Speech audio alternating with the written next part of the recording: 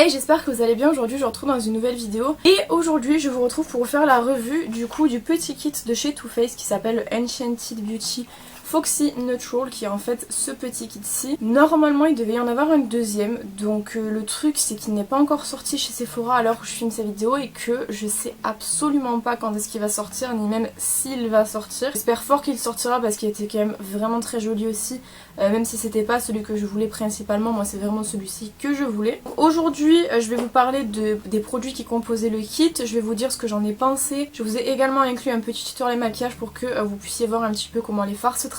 Donc j'espère que ça vous plaira et du coup je vous laisse avec la suite. Bon, du coup ce qu'on va faire c'est que je vais vous laisser avec le petit tutoriel que je vous ai fait dans lequel j'utilise les produits pour le visage, j'utilise également la palette et le mascara et je vous reprends juste après pour vous dire ce que j'ai pensé des produits.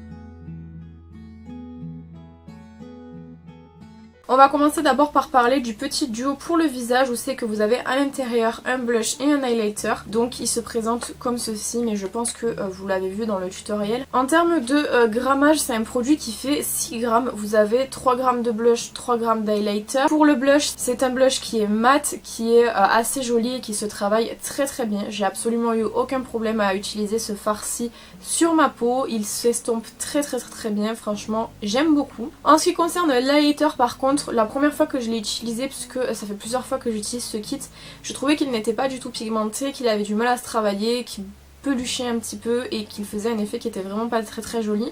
Et finalement en le travaillant un petit peu plus et du coup en atteignant la vraie surface du produit et non pas la surface plane qu'il y a normalement sur le fard, je trouve que c'est un highlighter qui est vraiment très joli, très lumineux, qui se travaille très bien, qui a presque une texture crémeuse tellement il est agréable à travailler. J'aime beaucoup finalement cet highlighter-ci et franchement pour le coup je m'attendais pas à autant aimer ce petit duo parce que vraiment j'avais peur que ça soit pas pigmenté et finalement ça l'est. On passe maintenant à la petite palette, donc c'est la palette comme je vous ai dit Enchanted Beauty. C'est une palette du coup qui a 12 fards qui pèsent chacun 0,9 g. Le total de la palette est à 10,8 g et au niveau de l'harmonie c'est assez compliqué à décrire. C'est une harmonie qui est neutre mais qui est composée de marron chaud, mais vous avez également du rose, vous avez aussi un petit orangé ici qui est très joli. Le fard le plus intéressant de la palette pour moi c'est les petites paillettes qui sont au milieu, ce sont des paillettes pressées. Donc je vous ai fait des swatchs pour que vous rendiez mieux compte de comment ça rend en fait, puisque j'ai pas utilisé tous les fards pour me maquiller. C'est une palette qui est très bien pigmentée, même s'il y a quelques petites faiblesses, notamment sur le noir que je trouve pas suffisamment pigmenté. Après en vrai je trouve que la pigmentation ça va, ça reste du Too Faced, donc c'est pas, vous allez trouver comme étant le plus pigmenté du marché. Too Faced c'est pas très connu pour être extrêmement pigmenté. C'est une pigmentation qui est quand même relativement correcte, hein. On s'entend vraiment. Moi ce que j'appelle le très pigmenté c'est le Huda Beauty ou le Anastasia, là c'est un petit peu moins pigmenté mais c'est Too Faced. Après ça reste des fards neutres aussi, donc c'est beaucoup moins pigmenté que si par exemple vous avez travaillé avec du violet ou du rouge, mais c'est vraiment quand même une palette qui est très jolie. En termes de fard, on a également ce petit fard-ci que je suis un petit peu déçue de retrouver parce que c'est un fard que on a littéralement dans toutes les palettes Too Faced depuis la Peach je crois que c'est, et il est vraiment partout ce fard, c'est le même. Je l'ai swatché notamment et comparé avec un fard qui est dans la Salted je crois, que j'avais lui-même comparé avec un fard qui est dans la Pumpkin, donc pour vous dire que ce fard est vraiment partout. Limite déçue en fait qu'il ait choisi de mettre ça en fait comme fard irisé rose, parce que c'est vraiment le seul fard rose irisé qu'on a. Après le reste c'est des mats et du coup quand on veut faire des maquillages que rose comme j'ai pu faire aujourd'hui, on est obligatoirement obligé d'utiliser celui-ci, c'est un petit peu dommage. En termes de répartition des fards, c'est vrai qu'on a beaucoup plus de fards mat que ce qu'on a de fards irisés, puisque on a 2 fards irisés, un fard pailleté, le reste c'est des mats. J'aurais peut-être mis un petit peu plus de fards irisés, peut-être 3 ou 4 sur 12, moi ça me semblait bien en termes de ratio. Là je trouve qu'on a quand même pas mal de fards mat qui ne sont pas forcément nécessaires.